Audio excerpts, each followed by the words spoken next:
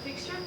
Yeah, look, overall really happy with the fixture. Obviously for us a really important part of 2024 was bringing 11 home games back to Amy Park next year for our members and fans, and we've been able to do that, which is fantastic.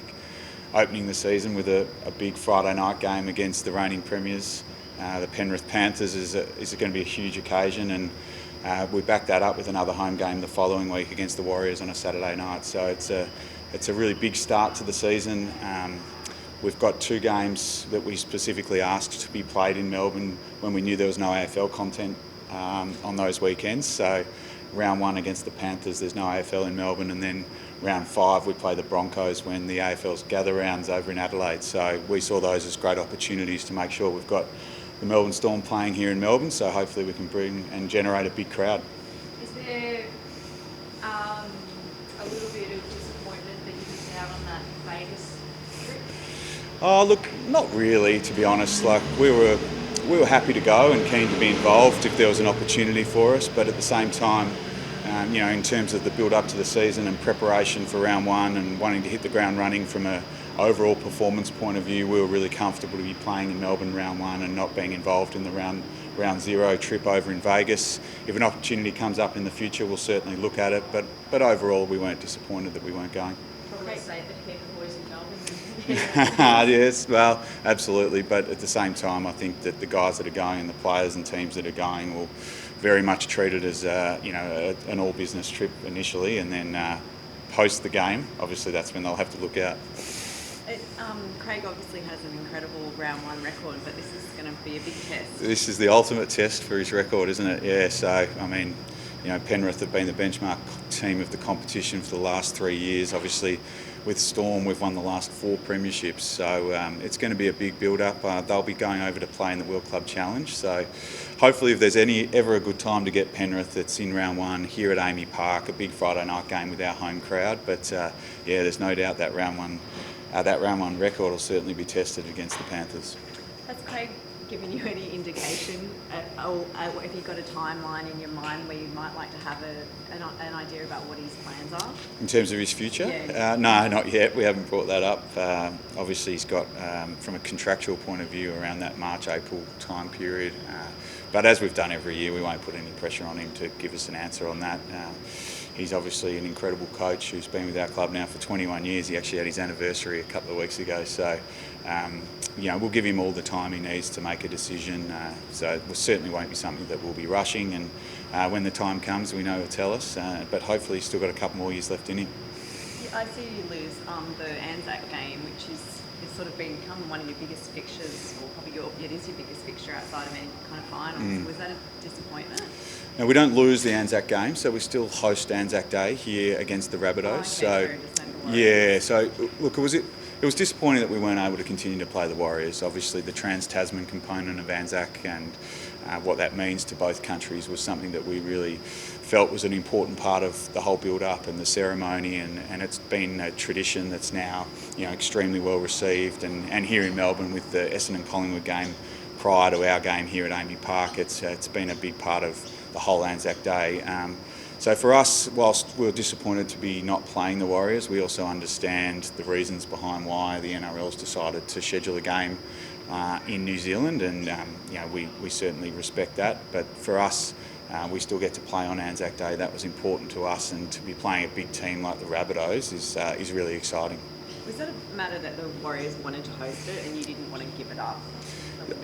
Yeah, look, absolutely. I think that the Warriors were always keen to host a game in Anzac Ground in New Zealand. They've been discussing with the NRL the opportunity to do that. Obviously COVID happened, and we probably knew the time was going to come where we weren't going to be able to play them on Anzac Day every year. So at 2024 was that time, and we accept that, and now we look forward to hosting a new opponent on Anzac Day, and I'm really confident that the pre-game and the ceremony and the build-up to the game will be just as special playing a big Sydney team like the South Sydney Rabbitohs. You said your draw is actually quite good, but the observation from other people might be that you've got probably the toughest draw given the amount of top sides that you've got to play twice. I suppose you've got to beat whoever to win. Yeah, look, I think that's one of the, you become a victim of your own success sometimes, don't you? We've, I think, playing 5 of the top 8 teams twice, and we also play the Rabbitohs and the Cowboys twice, and they were two teams that were certainly nipping at the heels of the top 8. So that's no different to any other year for us. When you're a team that's been successful over a long period of time, the NRL likes to fixture and schedule the top teams to play each other on multiple occasions to build the audience, build the crowd attending. And for us, we've just got to go down that path of anyone, anytime, anywhere. And it's a tough footy draw. There's no doubt about that. But there's no easy games. And just because one team's been in the top 8 one year doesn't mean they'll be in the top 8 again the following year. So it's challenging, but we'll certainly make sure that we're prepared and ready to go, and hopefully have another successful season. Ryan Pappenhausen, do you have an update on how his recovery is going, and are you hoping to have him there for round 1? Yeah, Paps is going really well. His recovery's been solid. He's heading back over to the US to see Bill Knowles in December.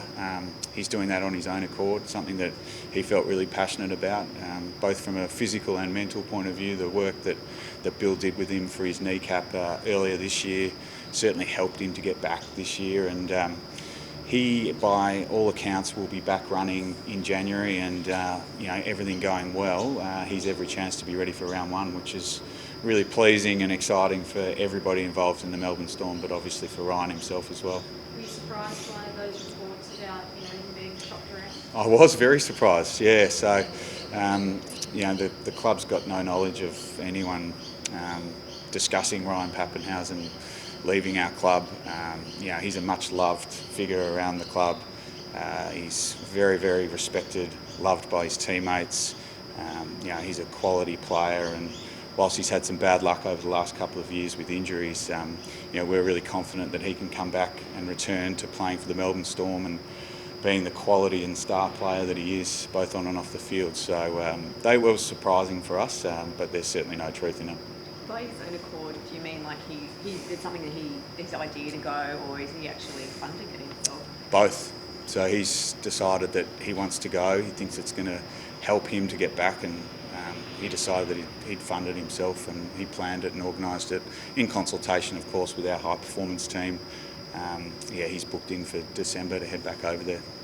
Just, I see a report out of Sydney that I think the Australian Rugby League are maybe looking at dispensation for Wallabies players if you're able to sign them. Obviously, you've got a coach that's come straight from the Wallabies World Cup. I don't know, can you use his intel, or is that something that you might be interested in? Well, potentially, yeah. We're always looking to strengthen our squad, and the opportunity to look at other codes is something that we'll absolutely consider and continue to consider. We've had a number of players that we've been able to extract out of different codes over the years. I haven't spoken to Rolsey yet about any of the players that he thinks might be available, but it's not something that we're actively pursuing, of course. But I think that at the end of the day, if there's an opportunity to strengthen your squad and it can come from another code, and there's some form of cap dispensation to support that, I think you'd be mad not to look at it. And in terms of your recruitment, you haven't signed a lot of players outside of your current sort of roster. You've let quite a few go. Like, what are you looking for, I suppose? What gaps do you still have to fill? Yeah, look, for the first time in, I think, a number of years, we've got some genuine stability within our squad. So that's really pleasing for us to be able to go from one season to the next, knowing that our core group of players and talent will be with us again. It was interesting looking at our Player of the Year top 8, and a number of those players weren't probably considered to be in our top 8 players overall in our squad. So I think there was a lot of improvement from a lot of our younger players this year, and I think there's a heap of improvement from a lot of our experienced players that will come next year. So hopefully that holds us in really good stead for 2024. Are you still looking for a couple of players though? Yeah, we've still got a couple of spots on our final squad, top 30 lists that we'll look to fill. We're not in any rush to do that at the moment. We'll sort of wait and see how the pre-season progresses, whether or not we've got any injuries to key players in key spots, and then make some decisions around whether we elevate players from our dev list or whether we bring in players from other clubs or other codes, whatever it might be.